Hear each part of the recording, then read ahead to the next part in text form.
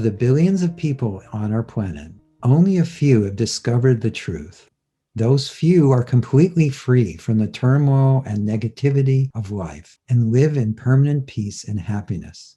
For the rest of us, whether we realize it or not, we've been in search of this truth unceasingly every single day of our lives. That's the opening paragraph in Rhonda Byrne's book, The Greatest Secret. And today we talk with her in this episode of Letting Go and the Greatest Secret, a podcast dedicated to sharing the wisdom so beautifully expressed in this book. I'm Hale.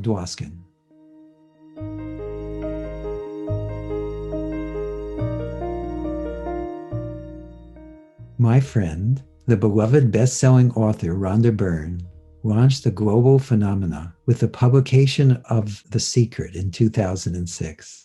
I was blessed to be featured in that book, which helped readers understand the untapped powers that reside within. Rhonda's newest book, The Greatest Secret, is a quantum leap that takes readers beyond the material world and into the spiritual realm where all possibilities exist. This book reveals the greatest discovery a human being can ever make and shows you the way out of negativity, problems, and what you don't want to a life of permanent happiness and bliss. I'm also blessed to be featured in The Greatest Secret along with my mentor, Lester Levinson.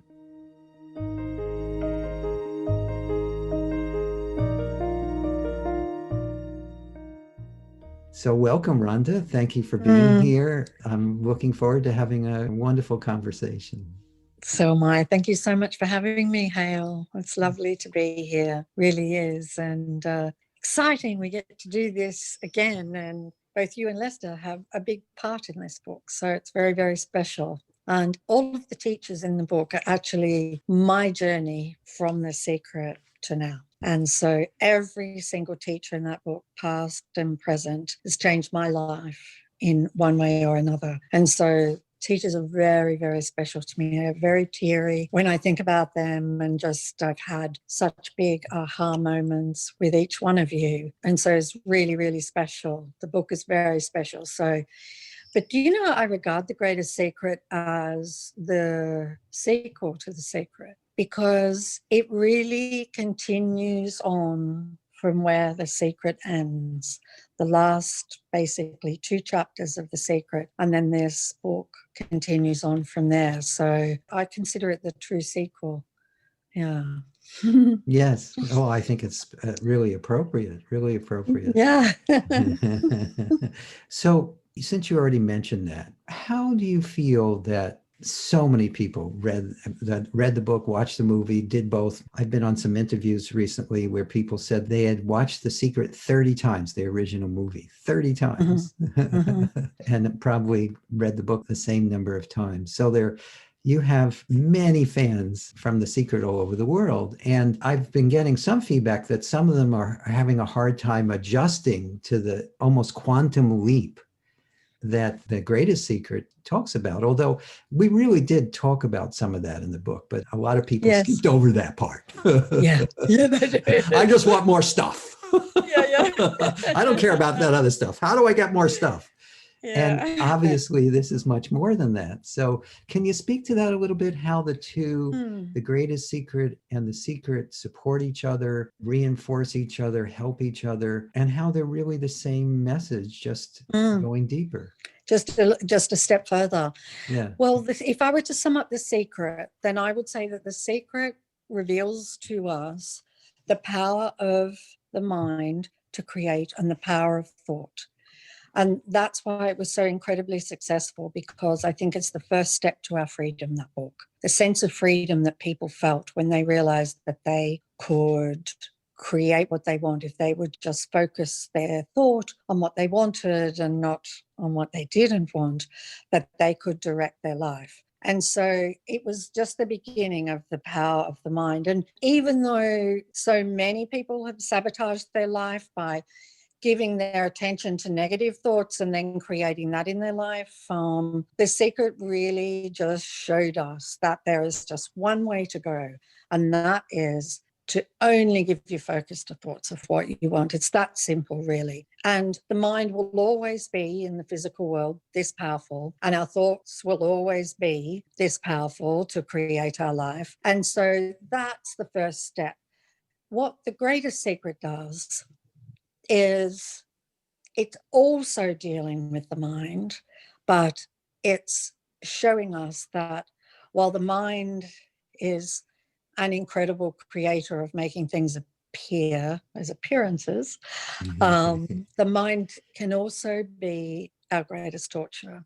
And if we give it authority over our life, and if we allow it to be our psychotherapist, our psychologist, our psychiatrist, and we believe negative thoughts, we believe all of those thoughts, then it will bring us asunder. And I think it has done that for many people. And especially in recent times, when we face a challenging event, that's when we get to see how we're going with the mind, right? Because it's easy when everything's beautiful. Exactly, right? When you're laying by a swimming pool on vacation, it's just, my mind's so quiet.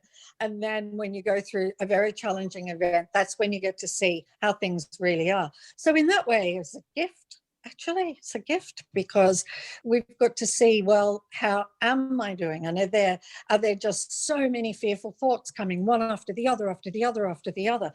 And are you believing them all? And so I think the greatest secret, what it does is, first of all, it shows us that any suffering that we are having and going through is coming from negative thoughts and negative feelings, and believing the negative thoughts and then reacting to the negative feelings. And then we're just trapped. We're really, really trapped. And so it's freeing us of suffering.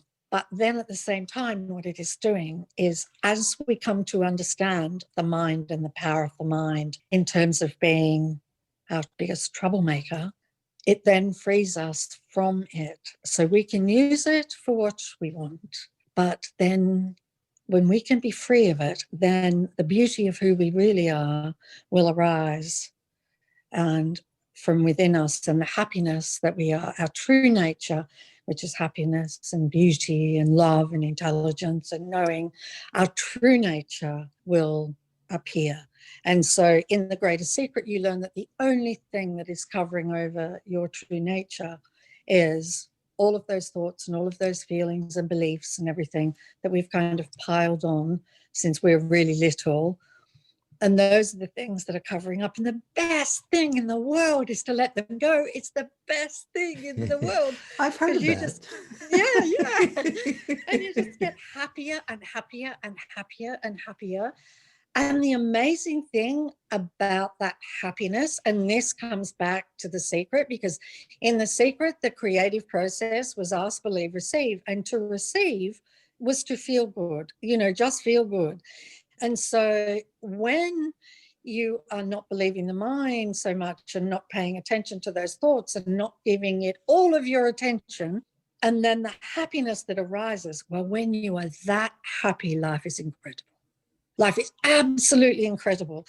You don't even have to visualize anything, because it just comes. Right. It just appears, right? Whatever you need just appears, and you are waking up and existing in this foundation of this peaceful happiness. Like, I don't even know how to describe it, because it's not like happiness that I felt when something manifested, or the difference between the lasting happiness is the same happiness and fleeting happiness, but when it stays with you all of the time, it's this peaceful happiness. Mm-hmm. Like, it's just, you realize that the happiness that you've longed for all of your life is just this peace, this incredible peace. And so you don't get disturbed by all of the comings and goings of the world, or the comings and goings of other people who are, feeling good one day and not so good the other day, and want to bite people's heads off. And, you're not affected by any of that anymore. And I just think to be free of negative emotions, and I only can speak of my own experience. And for the last 4 years, I have dedicated myself to seeing the beliefs that do not serve me at all, which is all of them, and, Right. and spotting those beliefs and just like, oh my gosh, that was a belief, and just letting it collapse, and then just feeling lighter and lighter and more expanded and more expanded. And I mean, all I can say is this is it. Yeah. This is it. From the moment that I realized who I really am, which is what The Secret reveals, from the moment I realized that, I stopped seeking for a start. Isn't that a relief? Isn't it a relief? Yeah. I thought I'd be seeking for the rest of my life, and I loved seeking too. I loved it, but I just stopped seeking instantly. And then everything was about being who I am, and practicing that and doing lots of practices so I would be able to share those things, but releasing limiting beliefs and releasing negative emotions. And I mean, I just got to the point where I was so excited when a negative emotion appeared, because I would get to let it go. Yes. I would just get to welcome that negative feeling and just watch it dissolve. And it happens so quickly the more that you do it, in the emotion appears and then it's just like gone, like a puff of smoke. Right. It has no substance. Yeah. No, and it's got nothing to grip onto, right? Yes, that's the key. So can we talk a little bit more about that? One of the things that I love about what was focused on in The Secret is something that we teach too, is that when you recognize, I think actually I have a quote about this in the book, but when you recognize that person that you thought you were isn't actually who you are, and when you start seeing through that, they have less and less for them to stick to. Wouldn't you agree with that? It's absolutely. And yet, isn't it true that that's probably, I remember how confronting that was for me initially when that first, you're not the person you think you are. And the mind and the ego is like, what do you mean? I remember how confronting that was. And I think in The Greatest Secret, and it's just, just trying to be very gentle there, is certainly having the experience of being a person. There's no doubt about that. No one's questioning that. But yeah, it's not who we are. And so it's just incredible that the more that you become who you are and the less you're identified with this form and the story and everything, the happier you will become and the more magical your life will be. And so it's just so beautiful. It's just like, so it's trying to tell the whole world, you have to go this way. And one of the things that I really love, because I was brought up Christian, and so even though I studied all the religions in my journey, is the prodigal son. And I felt certainly for me that for decades I had been like the prodigal son and just falling over and collapsing, getting up again and wading through mud and really, really, really struggling until this moment where I saw the truth and was home. Instantly home, and home to the welcoming and to the joy and to the happiness. And oh my gosh, it's just, if you could give spoonfuls to every single person, right? And it's crazy because it's who we are. Like, it's already there within everybody. It's who they are. For some, it's sort of a bit of a journey, isn't it? And yes, no, it is. It feels like a journey. That's the weird thing. It feels like a journey. We're going. It's a journey to where we've never left. Yes. Yet it still feels like a journey. It's kind of like, it does. It's like almost being like on a treadmill. I remember one of the things that really hit me early on in this journey for me is that I realized the times I was most aware of the truth of who I am is when I stopped going anywhere. Not just physically, that actually doesn't matter, but this sense of wanting to get something, wanting to, even the truth of who you are is always taking you away from it. Has that been your experience too? That once you see what it is, you realize that you just need to stop looking away from it. Yeah, exactly. And I mean, it's just the slightest shift, isn't it? Yes. And in fact, how can you not even be it? I remember when I first realized who I was, And then, oh my gosh, it was just the most incredible moment. I mean, it was January 2016, and it was just, how did I miss this? How did I miss this? It's so obvious. It's right here. How could I possibly have missed it? And then I'd be driving on the freeway. I'm like, I've lost it. Right. I've lost it. That is how it feels at first. Like, where did it go? Right. Where did it go? Where did it go? I lost it. Right, right. I've got to get it back. I've got to get it back. And then, and I remember the way that I would get it back would be, I would say, well, are you aware of that other car? Are you aware of your hands on the steering wheel? Are you aware of this? Are you aware of that? And then it'd be like, there you are. There's awareness, you know? And so I would just do things like that, but it would feel exactly like you've lost it. And it isn't, it's just that you put your attention on thinking. Right. Yeah. It's confusing because we don't realize that the thoughts in our head aren't who we are. Exactly. We think we're the thoughts. We think that's us. Yeah, you know, and we're so identified with it, Hale, aren't we? Oh, we forget. Francis O'Seal said something to me in, I think it was 94, which really hit me very deeply. He said, how much power does the thought I actually have? The thought. Mm-hmm. And we get so identified with that thought that we don't realize that awareness that we are is giving the power to that thought. Yeah. We think it's coming from that thought. Yeah. And as soon as you start to see through that, it's very different, isn't it? Mm-hmm. Very. Yeah, it's incredible, really. Francis is wonderful, isn't he? Francis is, he's so fantastic. And one of the things I've been loving about doing these interviews is, so, like, I haven't spoken to Francis since the mid-90s. And all the other teachers I've been speaking to, it's like rediscovering my deepest friends or my family. And we've been having these wonderful conversations like this. And it's just so affirming that we're all the one self, or that which we truly are.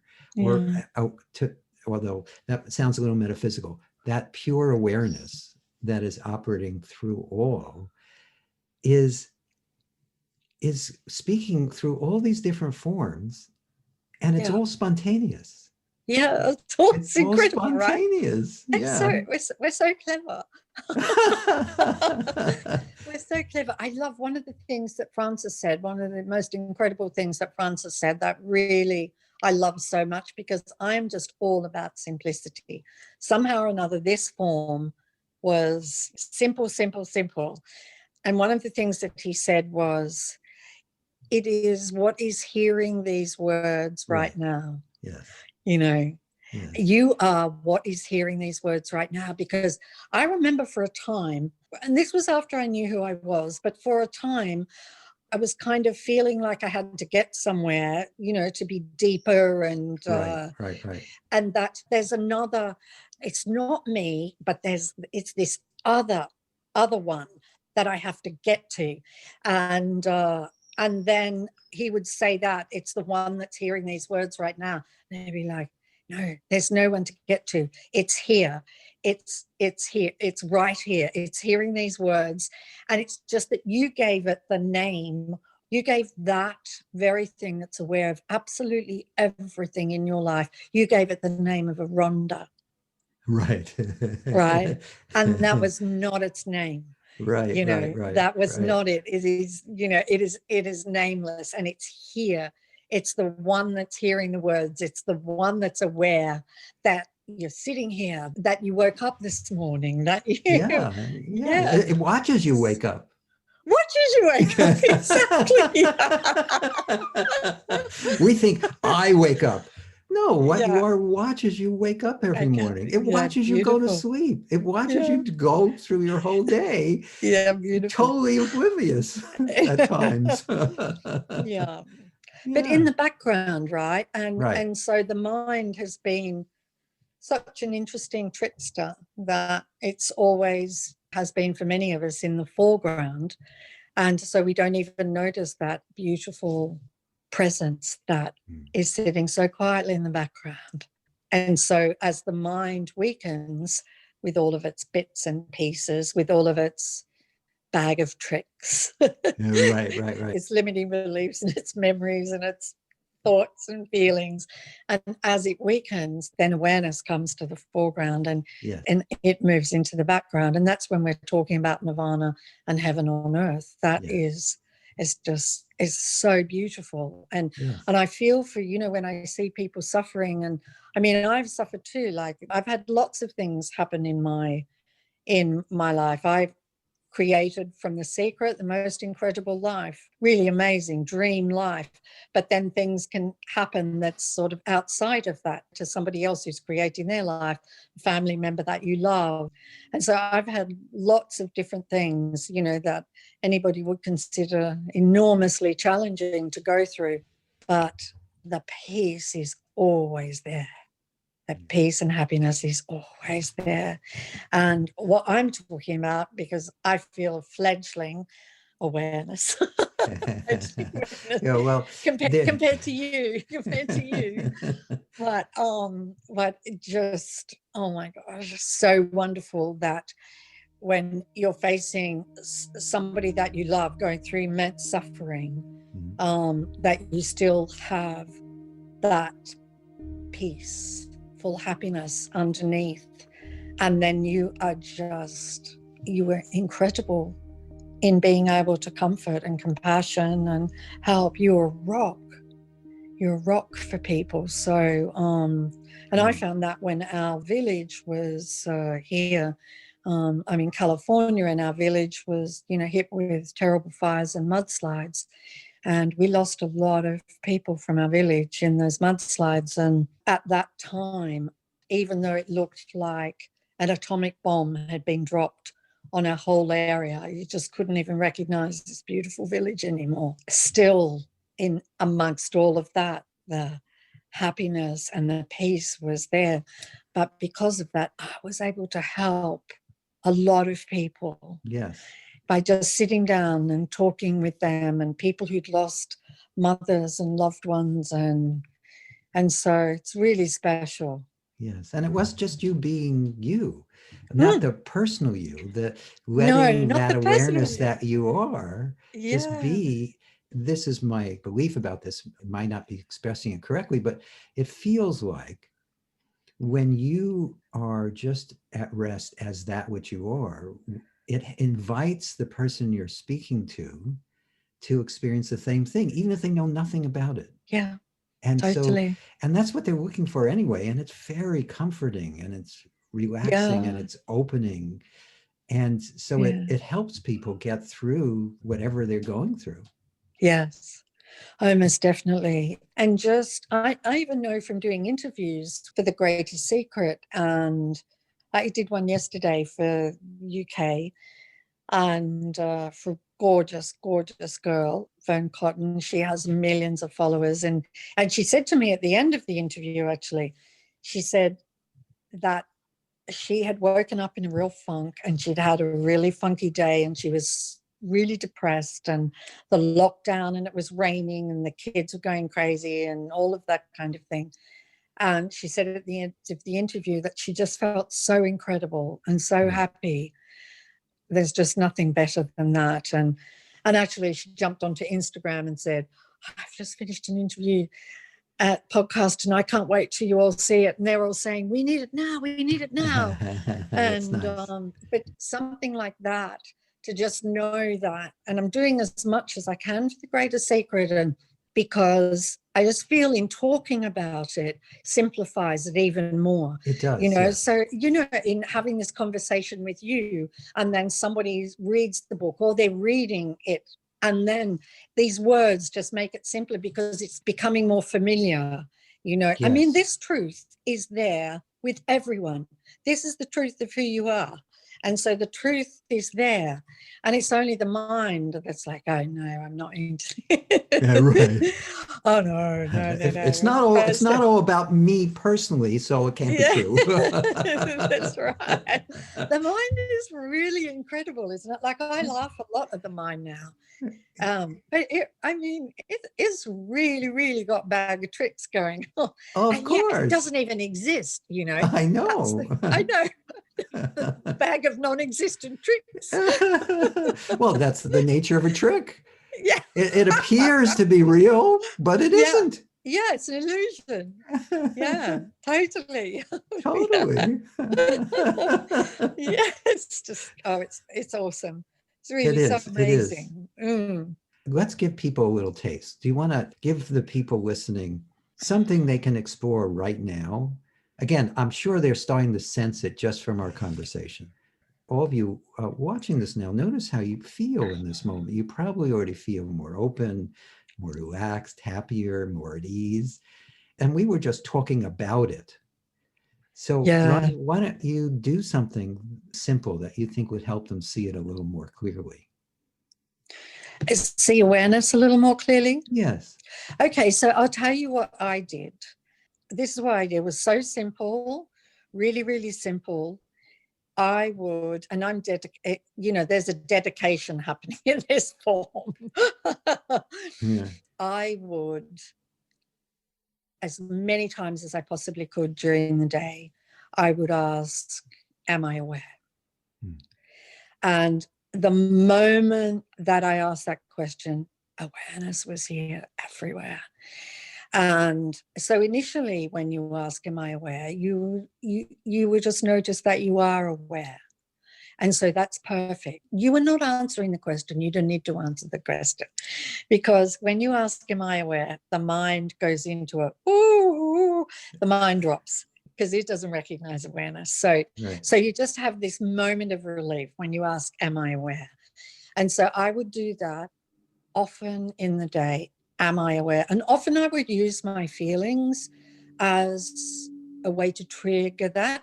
So I would notice if the happiness was sort of ebbing a little bit, and then I would ask, am I aware?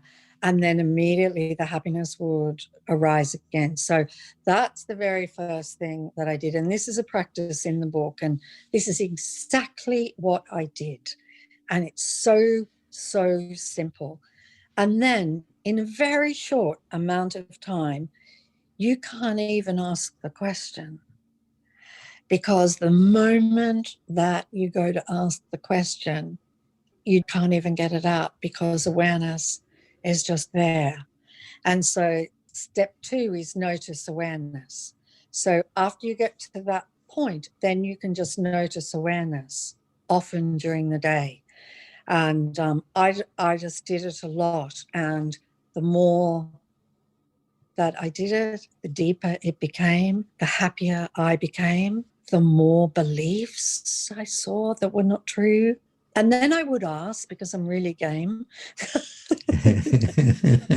then I would ask to present anything to me that is an obstacle in my path to being fully who I am. And when I would ask that, often all hell would break loose. Yes, that's what sometimes happens. Yeah. And so, for example, I had like this health scare, and I remember there was so much fear around. All this fear arose. And I remember I was talking to my teacher, my current teacher, who's also in the book, but she's anonymous. And she said, this is fantastic. This is fear. This is the one. This is the one. This is great. You've got fear to overcome. And I said, yes, but I didn't know that fear would arise from a health scare. I mean, that's not fun. Right. That's not, like, I just want to tackle fear, over here. Right. In little boxes, right. I don't want to have something real attached to it. And she said, but you have to have something real attached to it, because otherwise you wouldn't be fearful. And so what happened for me was, this was a gift, and I knew it was a gift. And I knew that when I continued to welcome, and once I had completely, to use your language, completely released all of the fear around it, it would be gone. And that's what happened. But the really wonderful thing is that I got to work on fear. And believe me, I was working on it 24 hours a day. Right. I was working on it 24 hours a day. And then it got to a point where the health situation was still there, and it just didn't bother me one bit. Right. And it just kind of then really just faded away. And so going then into the pandemic, where many people were experiencing fear arising in them, had no fear whatsoever, you know, because I'd already spent a lot of time releasing fear. And I'm just so enormously grateful for that, because to live a life, even to reduce any amount of the fear that we've suppressed inside of us, is just incredible. So yeah, I was really lucky. Yes. So anyway, those are the 2 steps that I did. So am I aware? I would ask that question often. And then you'll get to a point where you don't even have to ask the question, because you go to ask it, and awareness is so present. And the more that you notice awareness, the more it's coming into the foreground, and the more expansive and the more luminous and the more magnificent life becomes, and the happier you become. And so basically, as you're noticing awareness, you're then doing what I've got as step 3, which is stay as awareness. Right. And so the one just merges into the other. Actually, it's really just the one step. Right. But I kind of split it so that people beginning would find it easier. And that's what I did. Yes. Well, that's beautiful. Again, I just want to say to everybody listening, if you haven't picked up The Greatest Secret, you really need to. It is such a wonderful book. It's so well written. Rhonda did such a beautiful job putting it together. And they're just simple things like what Rhonda just mentioned, those 3 steps. So I just wanted to give you a little plug there. But also, thank you. I wanted to and the ask, audiobook is so gorgeous, because oh, all I of love you incredible beings are all your voices. So I just think the audiobook is amazing to just bring people to awareness and keep them there, because your voices and your energy and your presence is just amazing. Yeah, I love the audiobook. I intend to listen to that more than once, and I don't usually do that with anything. Nor do I, actually. Isn't it also a feeling of falling in love with Yeah. that which you truly are? Isn't that a Yeah. natural outflowing of that? Can you speak to that? Because Definitely. Oh my gosh, it's so like that. That's why I get tears in my eyes when I think of the teachers who were just so generous and so welcoming, and just all of these incredible beings just said, yes, I will be in the book. But let me tell you a story about my current teacher, because in January 2016, when I realized who I was, then a couple of months later, I was at a retreat, and this person walked into the room, and I had been told that this person had been a student of Lester Levenson's and Robert Adams, 2 of my absolute, I can't even speak about them without getting tears. yes, Really and truly. And it's because Lester was so simple with his language and so concise, and it's just amazing. And Robert Adams, his work showed me the bridge from The Secret to The Greatest Secret. And so those 2 teachers just meant so much to me. And so this person had been a student of both of them. So I went up to talk to her to say, student of Robert and Lester's. And the moment that I stepped up to her, Rhonda completely disappeared, gone. And I was just home. Tears were streaming down my face of just ecstatic joy and bliss. And in that moment, I felt so desperately in love with who we are. And she reflected back to me who we are, and I became that. And that feeling of being in love is the feeling that is with me every single second of every day. Yes. In doing interviews and everything, and I just know with people suffering, you know, so much at the moment, that if they just knew, if they just had a glimpse of how magnificent they really are and how beautiful they are, and just how in love with themselves that they are. Everything that we are is the opposite of what we think we are. Oh, that's true. Yes. Right? Absolutely Yeah. everything is the opposite of what we think we are. I mean, the ego and the mind is struggling and effort and all of these different things, and wanting approval and wanting attention and all of these things, and wanting control and who we are is just effortless, glorious, in love with everything, Yes. but Yes. especially in love with itself. Right. Right. Oh, Yeah. yeah. And again, it's also very simple, isn't it? It's one way of expressing it is just this, what's always in the background or in the foreground, depending on when you're paying attention or not, is this sense of affectionate awareness. Yes. Yeah, absolutely. Yeah. I feel so big at the moment that I've got the ocean out there, and I'm just like expanding out to Yes, the yes, yes, yes.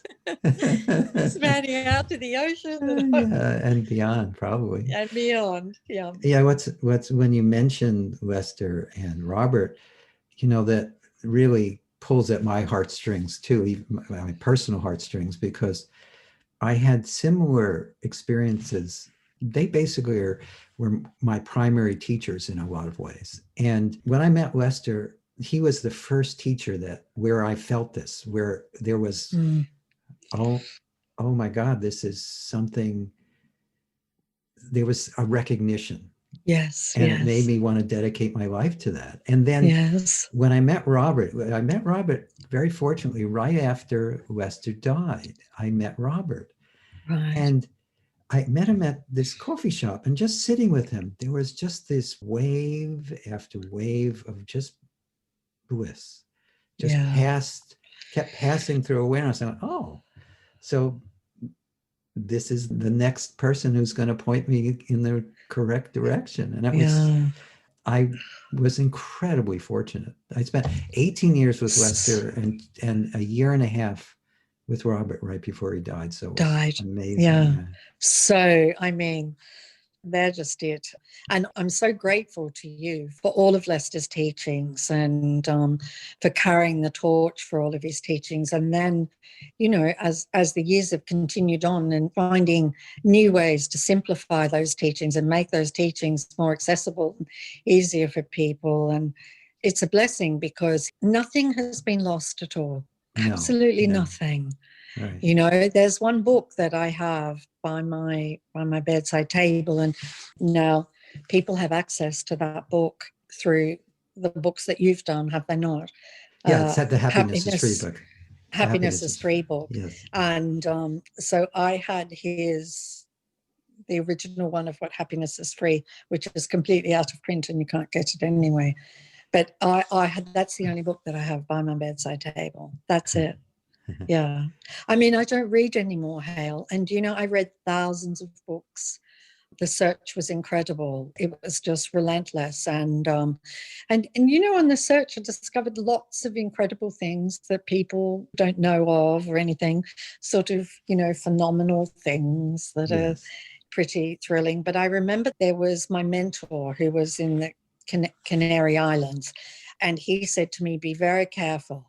Be Good very careful advice. that you don't go down the track of the phenomenal, sensational, astral and all of that. Don't Great get advice. caught. Yeah.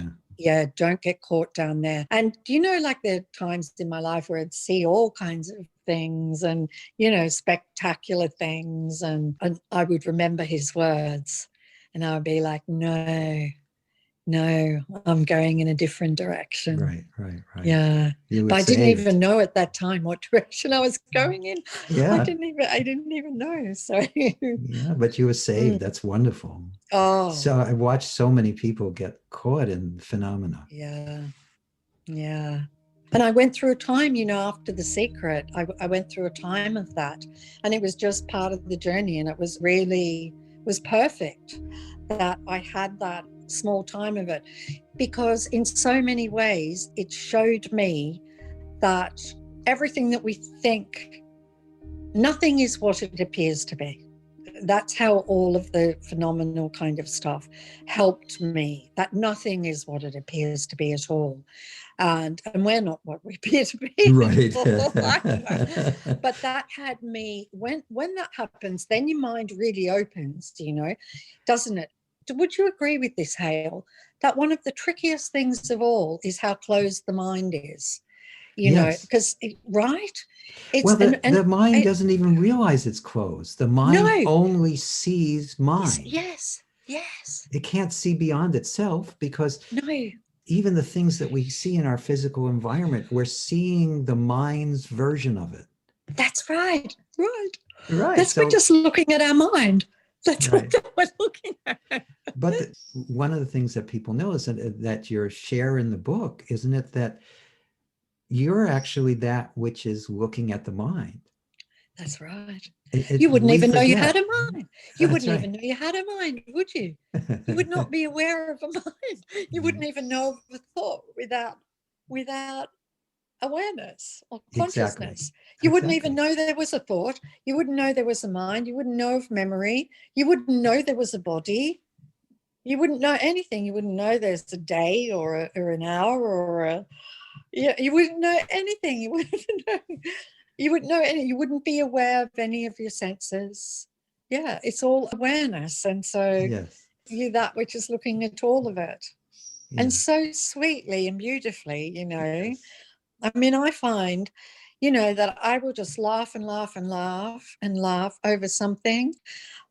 Something will appear, and I see everybody's taking something so seriously, and something will occur to me. I would just laugh. I would just continue to laugh and laugh and laugh and laugh, and I'm like, there goes another belief. Right. Another one bites the dust, right? Another one bites the dust, yeah. And it's really incredible, this, and I think I mentioned it in The Greatest Secret. I remember I was at a meeting with a teacher, and somebody had asked a question, and the teacher was answering them, and oh my gosh, right then and there, I was like, oh, I just expanded. I just expanded because I realized what that person was talking about and what the teacher was talking about. They were pointing out the belief, and I had that same belief. And so I actually had to get up out of the room and walk out to just be, oh, and watch that belief absolutely collapse and disintegrate. And I can't even tell you what the belief was. Right, you don't remember it anymore. I don't remember. I can't remember. It's not there anymore. It's completely gone. I know. And so I went to tell the teacher after the meeting. That was so incredible, because I had that belief too. But I don't remember what that belief was. I don't know what that belief was. Right. So it's great. I know. It's one of the ways you can tell that you're really complete on something, because it's not even in your consciousness anymore. No, it's gone. It's completely gone. Right. And then you have all this space for joy and happiness and Right. Yeah,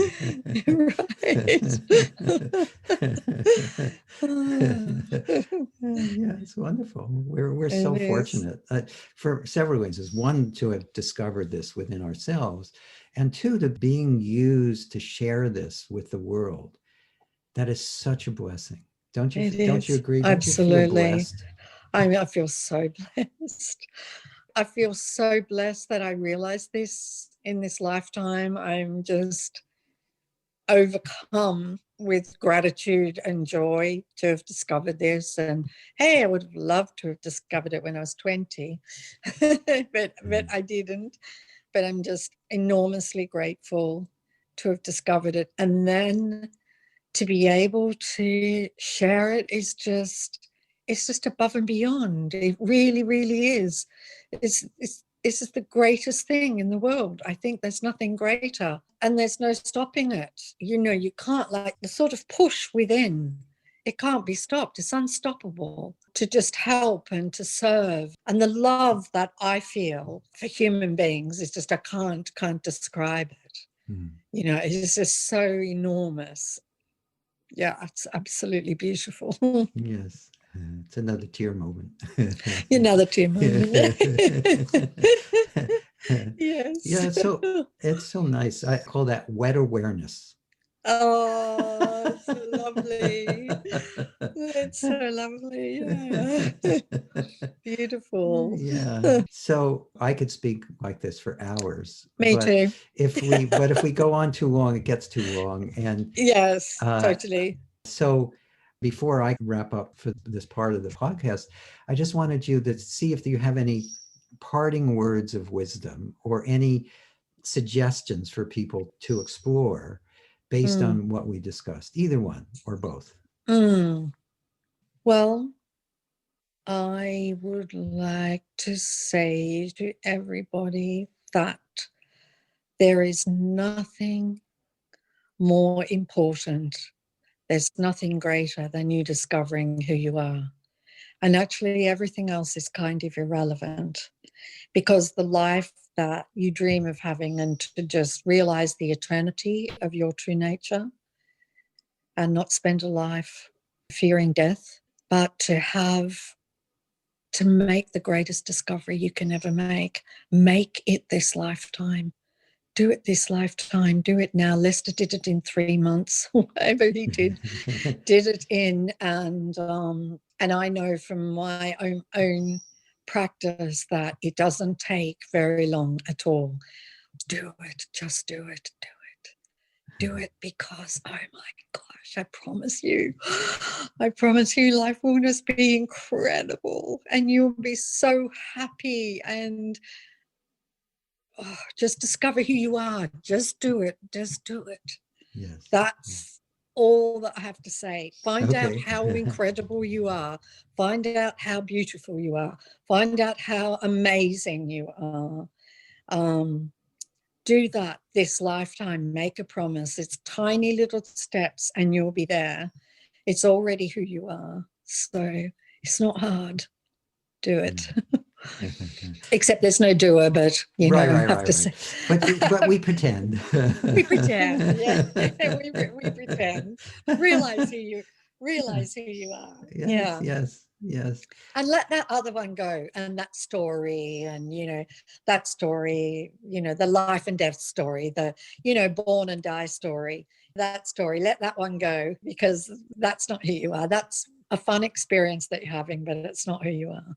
Right. Sometimes fun experience, right? And not Sometimes, always. yeah.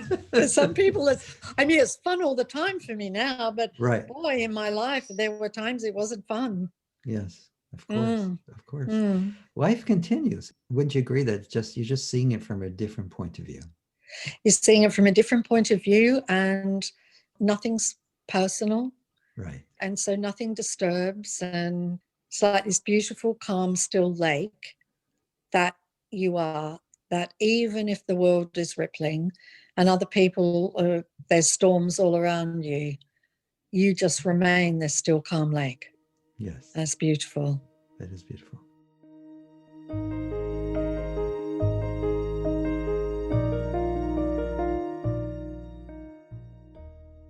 First off, Rhonda, thank you so much for spending the An time. absolute pleasure. And thank you so much for being a part of The Greatest Secret and contributing to make this book so incredible, and Lester, all of Lester's work. And thank you. And thank you for doing the audiobook, because it was just amazing. Yeah. As well. So it's my pleasure and my honor.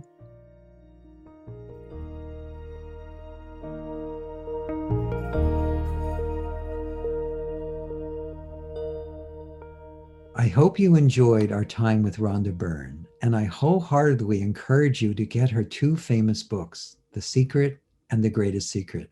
You can get them wherever books are sold, anywhere in the world. If you've enjoyed this podcast, please subscribe, give us a 5-star rating, and share it with the people you care about. All of the episodes are dedicated to sharing the eternal teachings from The Greatest Secret. As Rhonda said, we've missed the truth for thousands of years because we've not looked at what is right in front of us. We've become easily distracted by our problems, the drama in our lives, the coming and goings of the events in the world. and we've missed the greatest discovery we can make, a discovery that can take us out of suffering and into lasting bliss and happiness. If you'd like to learn more about my work, my mentor Lester Levinson's work, and the Sedona method, please visit sedona.com. As you explore our site, you will learn the key to lasting happiness, success, peace, and emotional well-being. We have books, courses, events, and plenty of free material to explore. Again, go to sedona.com. Thank you for being here, and we'll catch you in the next episode of Letting Go and the Greatest Secret.